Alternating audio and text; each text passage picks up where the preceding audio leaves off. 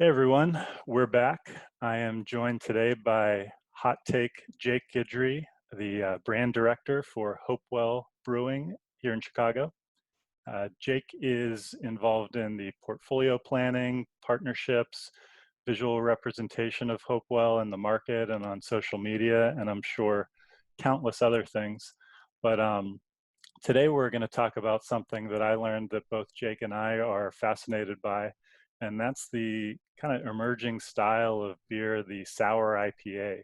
So I'm going to kick it over to you, Jake. Thanks for joining today, but wanted to start off with what got you intrigued by this style. Yeah, well, first, thanks, Doug, for having me. I'm glad we could finally get this going. I know when we first tried, it was kind of when all the pandemic stuff was happening. Yeah, So, you were going to be number one or number two, and we figured for a topic like this, let's let a little time go by before we kind of jump into something a little more normal. yeah. Well, yeah, I mean, and speaking of sour IPA, which, you and I have been talking about for a little while, is, generally speaking, I'm interested in acid as a component of beer. We brew a fair amount of sour beer at Hopewell, in terms of how often we brew them, not necessarily in terms of the volume that they make up of our production, but, we do a range of styles of sour beer. So, the quick sour kind of kettle sour stuff, that you see with table salt, which is our Goza, or Clover Club, which is one of our popular raspberry sours. Or we do the wild age, longer age stuff in oak, as well, that brings in bacteria and does a longer souring process. So I've always been kind of interested in that style in general, and where sour IPA sort of piqued my interest was, to be honest with you, most of the ones that I've had have been pretty hit or miss. I think as a category, it's a pretty hit or miss style right now. Totally. Yep. But the ones that stuck out to me were the ones that they weren't just kettle souring, and then down the line brewing it like an IPA. So, for instance, let's say pre-souring it, and then once that gets soured, then you boil off, kill the bacteria, and then treat it like any other IPA in your brew house so that you can can it like normal. You're not worrying about bacterial infections in the packaging process, all that, et cetera, et cetera. There's been plenty of those, but the ones that have really stuck out to me have been Hudson Valley, and then more recently Rare Barrel, who are actually blending in finished sour beer in with an IPA base. And that to me really, like I said, piqued my interest, because that's taking some of the kind of ethos of general sour beer making, wild beer making, where you're blending from barrel stock and trying to make a composite final product. So, I got my hands on a couple of those beers and have been trying them out, and they're definitely fascinating. And they bring a different kind of profile that's interesting to me, and something that we're starting to look at Hopewell as well. Cool. Yeah, you mentioned the Rare Barrel. That's definitely who, not necessarily introduced me to them, but piqued my interest after tasting a few of theirs. But even before I tasted it, I was curious from a strategy standpoint, because there's a lot of breweries out there that were focused completely on wood barrel aged sours, and maybe even at one point went on the record as saying, we'll never brew an IPA, or we'll never do this, we're always going to do that. And no judging there, because I know those were said in different times, and I've thought these were a neat way for those breweries to be able to pivot and still be someone like the Rare Barrel, who was selling pretty much exclusively barrel aged sours for their first however many years. But I thought this was a neat way to kind of stay within their brand while also branching out and being able to sell something that people will buy and then drink right away, and not be socking away for a while. But then I had the first one of theirs. It was last winter. It was called Nunu, and man, was it good! It just I was intrigued by these because sours and IPAs are my two favorite styles of beer. I didn't really feel the need to bring them together, but when I got a hold of a couple of their cans, I had never finished a can of 16-ounce thick hazy IPA that fast. There was something about it that just went down smoother, despite it being a 7.5%, 8% beer than most typical New England IPAs. So yeah, that's kind of what dragged me in, and then I started touting them because I was got so into them, and then everybody in turn would be mentioning Hudson Valley, which you have ties to New York. Is that right? You have family in New Yes, York? my sister-in-law and her husband and their family live up there. They have a place in Kingston, which is not too far of a drive. So yeah, I took a trip up there in February and picked up a bunch of their Hudson Valley beer. And they take a really interesting approach to the sour IPA. And you mentioned,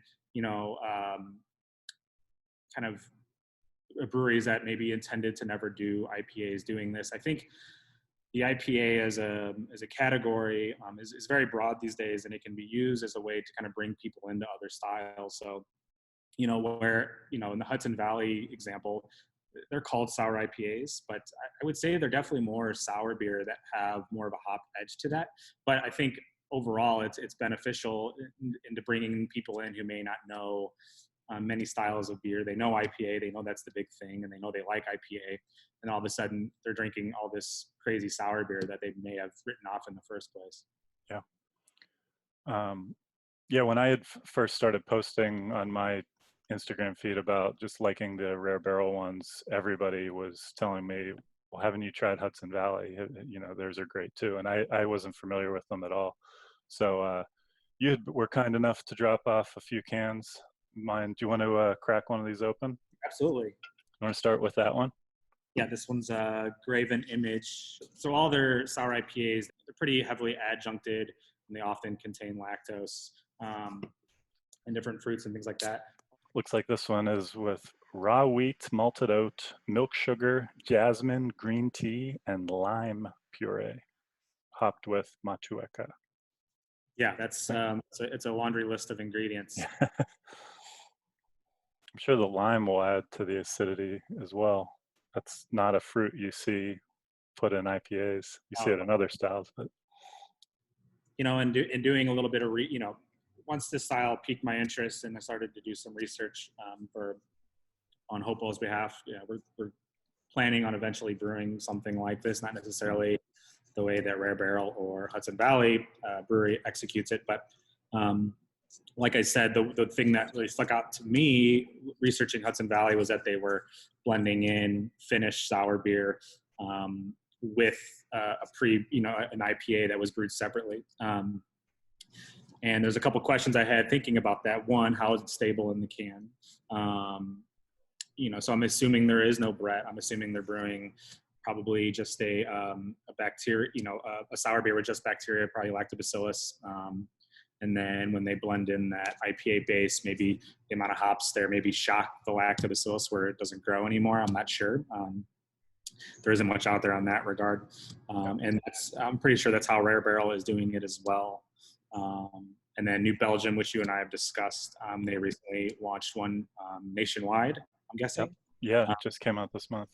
And they're blending in sour beer from their barrel stock as well. And I actually reached out to an acquaintance who works there, and he confirmed to me that they're pasteurizing those cans, so it's stable in the can once it gets packaged. However, with Rare Barrel in Hudson Valley, I'm assuming they don't have a flash pasteurizer, so I'd be curious to how these beers kind of age long term.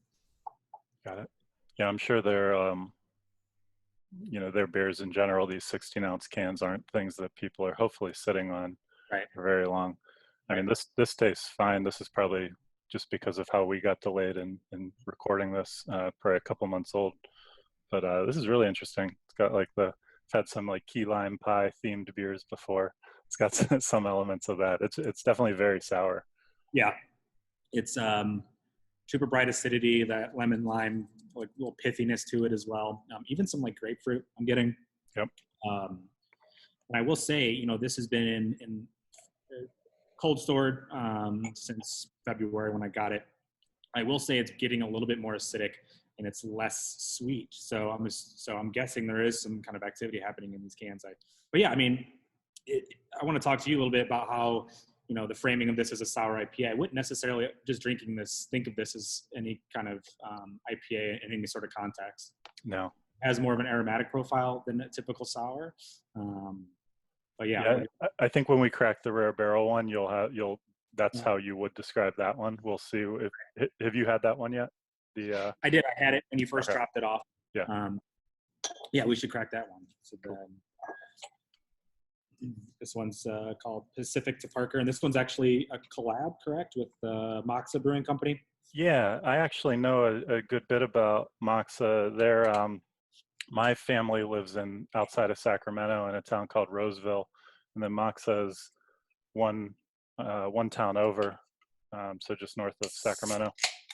And yeah, they did this collab around San Francisco Craft Beer Week, and the guy who was getting me some Pliny the Younger, he lived in Berkeley, so I saw this release and asked him to pick up some of these cans as well. And this one is, like you said, has wood barrel aged sour in it, and then also peaches and nectarines.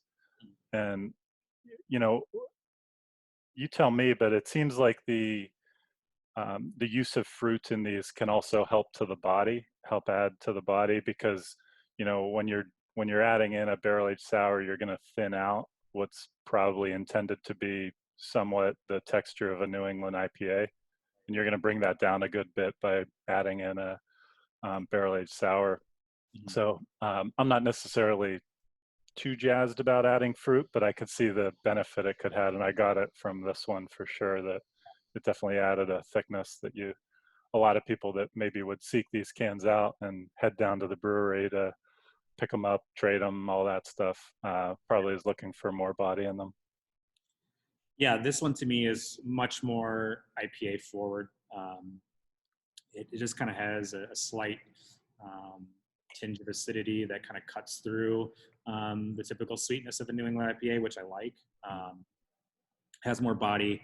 I'm wondering, I'm not getting any lactose, but maybe that is a way to get some body there too. Yeah. But then again, who knows kind of how these beers will interact in the can. If you're adding fruit and that's not pasteurized, maybe there's some bugs there. So there's definitely some concerns. I'd love to chat with those folks to see kind of what they're doing, what their process is. Mm-hmm. One thing I thought was interesting when I talked to a friend at New Belgium, probably somebody different than you talked to, my friend Andrew, he said that, is that the same person? Yeah. Okay, it is the same person. Okay, so I wouldn't call him a friend, but we met years ago and so yeah. Cool. Yeah, virtual pen pals. Yeah, he described when they were kind of concepting their sour IPA of how, so many people geek out over these New England IPAs and the similarity they have to orange juice, but how orange juice has that acidity to it that those beers don't. And so they were trying to use their wood sour program to create this version that would add that kind of final element, as he described it. And it's also not new for them either, because they had the beer Sour Saison that's been out for a few years. I think that was in bottles. And yeah, he said it took them a year to develop this. He said he described it as a very fine line between trying to hit the right amount of sour without being too much, and that they ultimately ended up at 25%.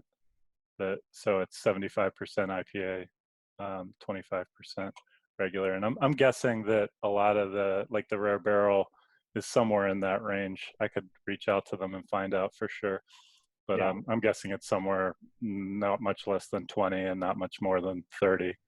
So that's kind of the range New Belgium said that they were playing around in, and just settled in on 25% being the magic number. Yeah, and they obviously have lots of experience with blending and different flavors, and they have a huge range of sour beers that they've done. So they definitely have the experience of kind of striking that balance. I mean, yeah, talking about sour as a component of beer, and acidities in everything that you drink or you eat. So, kind of balancing that pH, getting a pH where you want it, where you can start to have other things come out more. So you mentioned, New England IPA is kind of having this orange juice-like thing, but really low acidity. They're actually really soft, and but you start to bring in some acidity, and then that fruit starts to pop even more. It's sort of like building a cocktail or a dish at home where you start to bring in other flavors start to pop accordingly. I'm going to pop that one open. Sure. Yeah, I'm excited to try this. I'm anticipating this being the one that kind of strikes the balance that I'm looking for in the style. Yeah, my first few sips of this, I was a little confused, but then I got used to it and I started thinking about it more, and then I really started to like it the more of it I drank. So it was one that grew on me. I don't know what the price point on this one is. I got a few. Andrew sent me some sample cans, but do you know Uh, what you paid for a six pack? I mean, I know it's a premium beer. I'm not expecting it to be cheap. 11 for it at a corner store. 11? Yeah, 11. Yeah. Oh, that's really good. I thought it was going to be more like 18 or something like That's that. probably even less expensive at your chain. So I'm assuming it's Yeah. probably $9.99 at your big chain Wow. retail. Well, that's a great deal then. Yeah, it's great. Yeah, this is much more floral, and I'm definitely getting more of like a wild kind of aroma profile to it. I wouldn't say it's like Brett Ford, but definitely some of that hay, some of that kind of more funky farmhouse, but good pop of acidity, but still very balanced. Yeah, this is like right down the middle for sure. Yeah. You have any idea what hops they're using? He said that this first batch was Citra, and Okay. then that they're planning to get it to be a blend of Citra and Amarillo. They said they were waiting on some Amarillo, but didn't want it to hold up the project. So Yeah. I think it's going to evolve a little bit as it goes. But Yeah. definitely the citrusy, kind of burnt orange Right. Right. flavor. Yeah, this is really nice. It's adding some depth and some body. I think acid's there, but it's very understated. And I think definitely anyone trying this out, maybe as their first sour beer, would not be put off by that. I don't think anyway. Whereas the Hudson Valley is pretty high octane on the acid levels. I definitely would recommend this new Belgian one to someone kind of maybe trying out the style. Yeah. But I would, as far as all three, the Rare Barrel kind of to me hits what I would expect most. When someone tells me sour IPA, I'm thinking IPA first. I'm thinking the sour as sort of a modifier to the style, bringing in some acid. I 100% agree, and I kind of described the New Belgium one as a good alternative for someone who has like a cellar full of sour beer, but a lot of times just wants something that they can, sit on the couch and drink Right. a can of, but does like that sour profile. Whereas you know, the hazy IPA geek might try this and be a little more confused by it. I'm not saying they wouldn't like it. I'm sure plenty would. Like I said, it took me quite a few sips to like get in the right frame of mind and then start to appreciate it. But I like it. It's different. It's hard to be different these days, but this certainly is. So hats off to them for sure. Yeah, it's really cool to see this. I mean, these are as sour IPAs go that I've had. These are definitely um, these stand out in their own ways.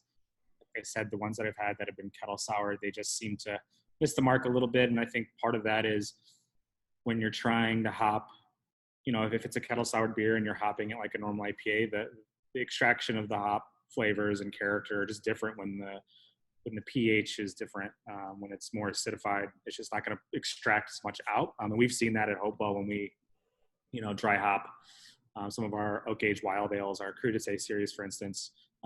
We have to hit that with more dry hops than we would on an IPA to get, the same amount level. So it's a tough thing to do when it's already sour beer hopping that way. So I think this is kind of this blending in sour beer after the fact, I think is kind of the way to get the best of both worlds. And I think from there, it's just tinkering and finding out what that balance is that for your brewery. Mhm. Obviously, these three different breweries have very different ideas of where they want to blend in that sour. Whereas the Rare Barrels, I would say the lowest acid. The New Belgium is kind of middle, and then that Hudson Valley is pretty highly acidic. Yeah, for sure. With Hopewell, whether out of necessity due to like brew house size or just out of desire, do you see either the IPA or the sour base being an existing beer that you already make, or do you think like would the sour base be like the neon base or one of your other series, or would you think it would need to be something brand new on both sides? We already brewed the base for our sour IPA. Hmm. So this thing's coming. Yeah, it's coming. We figured this is a long-term project because we're going to do the long-term souring and then blending it again. So okay, cool. We're not going to kettle sour. So it's highly it's a protein-rich grist. So lots of wheat, lots of oats, and then we have basically 3 IBC totes, these big plastic totes that you often see in wine production, for instance. We brewed one batch of beer. We separated it into 3 totes, and we have 3 different yeast and bacteria blends going to see kind of where they head and what we like. We're not adding any Brett. We don't think our hunch is Brett probably has no place in this style, especially if we're looking to can in terms of stability.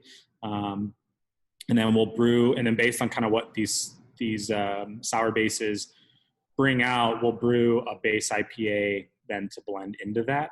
It becomes a little tricky there because we don't know exactly how much we're going to need to blend in, to get to strike the right amount. So, in terms of hitting gravity and stuff like that, that's something that's going to be trial and error. We don't know. So, if it turns out that we only blend in 10% of the base, well, that changes the calculations of the gravity of the beer, the ABV and the gravity we want to brew, but we don't know that until we start blending. So becomes a little tricky there. But yeah, we're hoping to, for us, if we do eventually release this beer, this is something that we're going to try to strike the Hopewell kind of ethos, which is balance and restraint. If you've had any of our sour beers, which I know you have, we don't really go super high acid profile. Maybe the neons are the ones that push that the most, but even comparatively, they're pretty medium. So it's going to be a fun project to continue to do, and I'd love to have you come in when we're starting to do some of those blending projects and see. Yeah, that'd be fun. We're going to need some tasters on hand to kind of get some feedback on what actually works with the blending aspect. The last thing I wanted to ask you is, and my answer is a little bit different about this than when we first started talking, but where do you think this style will go in terms of popularity? I think it's an extremely niche style. For us, we look at it as an extension or kind of a marriage of our wild ale program and our kind of straight clean beer program. So for us, it's a very new thing for the Hopewell fans. Not anything that we would expect to blow up with at all. But as you know, it's a competitive market. So and not to say that we would do this because it's competitive. We're genuinely interested in the style, and I wouldn't say we're 100% going to release whatever we come up with. But if we can brew this thing and it tastes great, like we want it to, it'll definitely be something that we get out to market. And bridges the gap between our clean beer program and our wild ale program, and points more people towards that because, like I said, we brew a fair amount of sour SKUs or different brands, whatever you want to call them. Not that we do a ton of volume of those beers, but we're just trying to point more people towards those because we think we do a really good job, and they're fun beers, and it's a good way to just kind of break up the monotony. I wouldn't say monotony, but break up your maybe typical drinking experience. If you're someone who drinks a lot of IPAs or Pilsners or whatever, it's nice to just crack open a large format wild ale that's been, steeped with some fresh fruit from around the corner. And yeah, it's a totally different experience. So. Absolutely. Yeah. And I totally agree with you.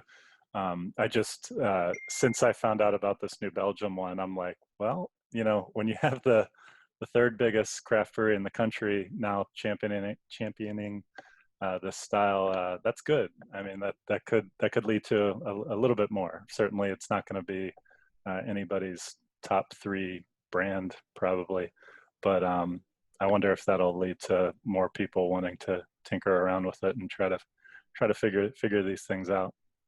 Right. Cool. Well, you ready to play a little time crunch? Do it. All right.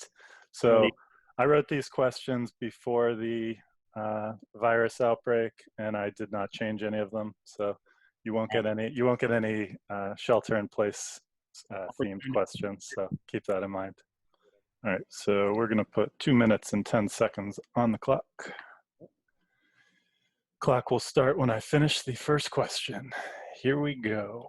Name a beer style Hopewell has not made that you'd be excited to see happen. A Scottish ale, like 70 shilling, 80 shilling, like low ABV, like 4% malt. Cool. For yeah. All right. What is your favorite subfamily of lagers? Pilsner. What is your favorite New York brewery? Suarez. Name a Hopewell beer name that you came up with. Table salt. I like that one. Finish the sentence. Craft beer needs more. Focus on the workers. What brewery do you personally pull the most inspiration from? Half Acre. Best pizza in the city. I'm going to get flack for this one. Ollie G's. What is the quintessential craft beer of New York? Ooh, that's a really tough question. Quintessential beer in New York. Craft beer. Craft beer. Quintessential. New York City or New York State? State. States. I'll say quintessential. That's I guess you can pass too. Yeah, I'll pass that one. Okay, I would have said Brooklyn Lager. Okay, Most memorable American wild ale you've ever had. Which one? Sorry. Most memorable American wild ale you've ever had. Batch 1 of Side Project Fuzzy. Beer website that you visit most frequently. Untapped, unfortunately. What's the best compliment someone could pay Hopewell? I drank an entire 4-pack in one night. What beer vacation is next on your wish list? A New England road trip, Vermont sort of thing with all the Maine and all that stuff. All right, we're out of time. Cool. There we go. Shut this off. Okay. Well, thank you, Jake. This was fun. I appreciate it. We probably went way longer than we intended, but that's because it's hard to figure out sour IPAs in a short period of time. They're an interesting animal. I look forward to having you over when we start further down the production process of ours. Thanks. I'm excited for that. So best of luck and stay safe. And thanks again for coming on. Thanks, Doug. All right. Cheers.